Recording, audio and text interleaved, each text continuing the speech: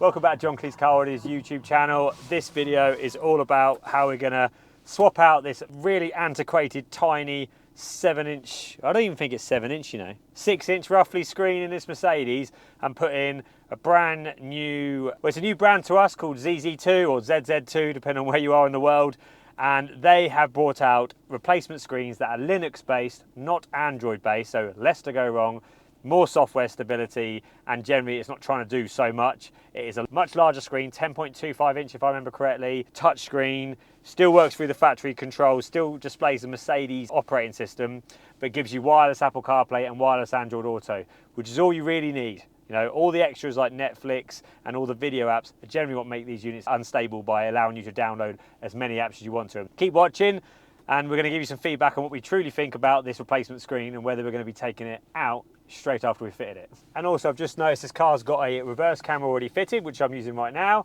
That will also still work too. And here's the installer waiting to do the job. The man of choice today is Matt. Even comes in a fancy bright yellow and black box. What more could you ask for? So fancy. And Matt will not fit it unless he's using the official ZZ2 bag and trim tool kit. No, it's seat protector, that. Seat protector, is it? That's a seat protector. Oh, you get a seat protector as well? Oh, yeah. Well, the CarPlay kit gives you a seat protector. Beautiful. Christen it, Matt. You can't fit a ZZ2 screen without using the ZZ2 car seat. Car seat? Sorry, seat protector. Beautiful. Got a strap to go around the back of the seat to hold it in place.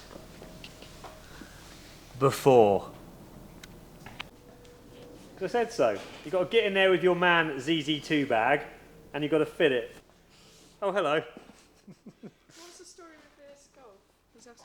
Matt, it's been 45 minutes and you're still not finished. What's going on? I'm doing it without instructions. Looks like the bracket is in there though, to hold the new screen. The unit is already in there. Matt is already connected via CarPlay and he's already doing a test call to the shop right now and testing phone buttons on the steering wheel by the looks of it. So far, so good. Now I just got to wait for some feedback from the installer himself. Well, he has finished it. I'm actually going to go in and play with it for the first time ever, and I've never used this product before, so this is going to be literally live, so no doubt there's going to be mistakes made, but I thought this would actually give a true representation of if this unit is any good and how easy it is to use and whether it's going to work straight away for me. So I'm going to turn the ignition on. It's got a nice display, HD by the looks of it, capacitive screen definitely, because I can tell by the glossy finish on it. And that makes it very simple. So actually the graphical user interface is very similar to the Mercedes NTG system I can see with the blue tiles on the background. And it gives me option of Apple CarPlay and Android Auto. Couple of dots at the bottom to indicate there's a second page. Oh, there we go. So AirPlays, you got on it, USB media. Oh, my colleague Matt did mention he was going to put 2 USBs in the glove box, which is done there. So that's what the USB is for. So I'm going to make the bold assumption that the USBs allow video playback probably, and obviously USB music.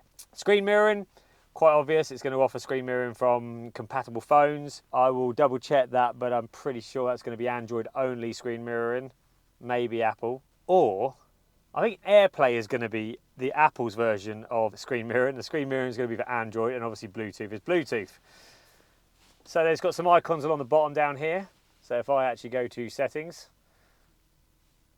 very easy settings to go through, car settings. You can change the resolution based on what system you've got, because there's obviously different NTG systems, we need different resolutions. This is NTG 5. Options to change between Celsius and Fahrenheit, pretty normal stuff depending on if the car's European or American. Enter OEM screen after boot up. Oh, okay, so that's quite cool. So you can, rather than booting into the aftermarket Android Auto and Apple CarPlay screen like, say, this screen, you can actually set it so it boots straight into your factory Mercedes NTG system should you wish to, but why you'd want that I don't know. You're probably only going to get this screen so you can watch out, so you can have Apple CarPlay and Android Auto anyway. Front door setting, rear door setting, because that will show you basically when the doors are open on the screen, I'm assuming. So if I open and close the doors now, yep, it shows the door open and it gets the right door, which is good because it's a right-hand drive car. So far, this looks really easy to use in all fairness, actually. Touchscreen's really responsive. I'm assuming the camera button is to activate a reverse camera, which there is no reverse camera, that's why there's no signal on it, so I'll go back a page. That's the home button, easy. That button is the there we go. Right, cool. I see where this is working now. So the Mercedes logo just here, if I zoom in, if I just simply touch that, it brings up the Mercedes screen, the factory OEM system. That if you've got a Merc at home, you're probably used to seeing this. And because of the resolution of the screen isn't designed to be this size, they just give you a little Mercedes logo on the right and then keep the Mercedes part of it, the normal, obviously, resolution and aspect ratio there. And then I'm assuming if I use this dial, the dial still works. Oh, yeah, there you go, as standard. So I can still use the dial and go through all the factory settings, select radio, etc. So it is very simple to use, actually, in all fairness. Now, I know one of the prerequisites for this system to work, you don't want to be on radio on the Mercedes system for audio to work. So if you want audio from this screen to operate for, say, Android Auto and Apple CarPlay, then you need to be on Bluetooth audio as a source, which is what your phone's going to be connected to. And actually, you maintain the connection from your phone to the factory Mercedes Bluetooth, meaning you've got super reliable connection if you've already got Mercedes, good call quality sound, and all your steering wheel controls work for phone buttons as well. That's quite seamless, to be fair. Home button, yeah, that still works. And if you just touch the screen, it goes back. Because obviously, the touch screen, it never used to be touchscreen on Mercedes equipment, right? So that's kind of just a good guess of mine. So by touching the actual touch screen when you're in the Mercedes menu, it just takes you back to this. Operation wise, simple. I like that, really easy. No gimmicks, no stupid Google, I want to download Netflix and watch TV in the car, which is illegal. Now, how much time have people got to spend in their car to watch films and TV? I just don't understand. If you just want Apple CarPlay and Android Auto with a big screen and a touch screen in, say, Mercedes like this one, or other cars that ZZ2 offer, which is, by the way, just in case you didn't see it earlier, then this is clearly a product that's going to be, I think it's going to be really good. Plus, not one, not two, 3-year warranty on this, which is outstanding for these kind of products anyway. So I'm going to just try and connect my phone to it now. So I've searched for devices. So let's assume it's my next one down on this, which is Car BT5F46. So select that. Pairing request. Oh, what do you know? Guessed right. Connect, allow, and then it's going to say connect to CarPlay. So I just hit yes. Wireless CarPlay clearly, and then I'm hoping that this is really live now. Oh, it works. Look at this.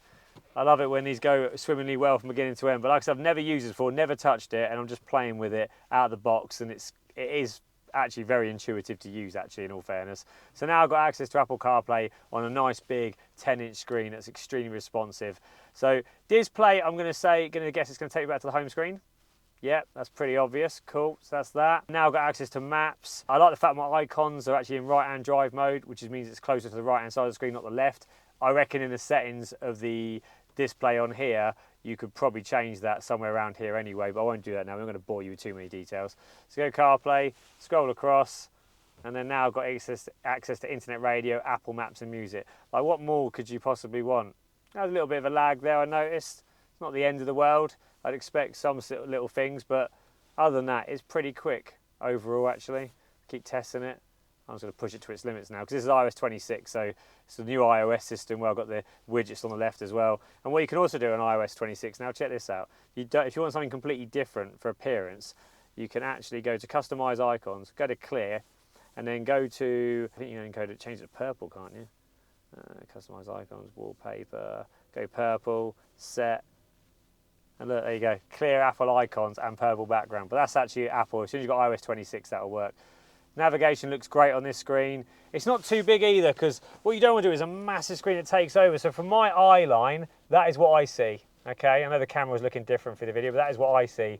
And I can still see the bonnet of the car, so I've got no blind spot whatsoever. It just fits nicely. I'd say it's a good factory option. I think anything bigger, like a 12.2 inch that some of those Chinese unbranded rubbish 12-inch screens do, they're just too big. This is nice, I like this. And I think it's actually really easy to use. I've just done that with never getting in this car, from Matt installing it to then playing with it.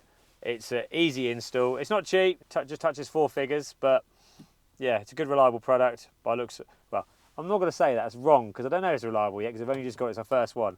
It's a good product, yet to see if it's reliable, but it do give you 3-year warranty, and that speaks volumes. You wouldn't offer that long a warranty if you weren't confident the product's actually very good. So time will tell, but we are now offering this. This is the display by ZZ2. This is Connor from John Cleese Car Audio. Matt, who installed it, with his help of Kyron on this installation. If you want to get one installed, or you want to inquire more, get in contact. We'll see you soon.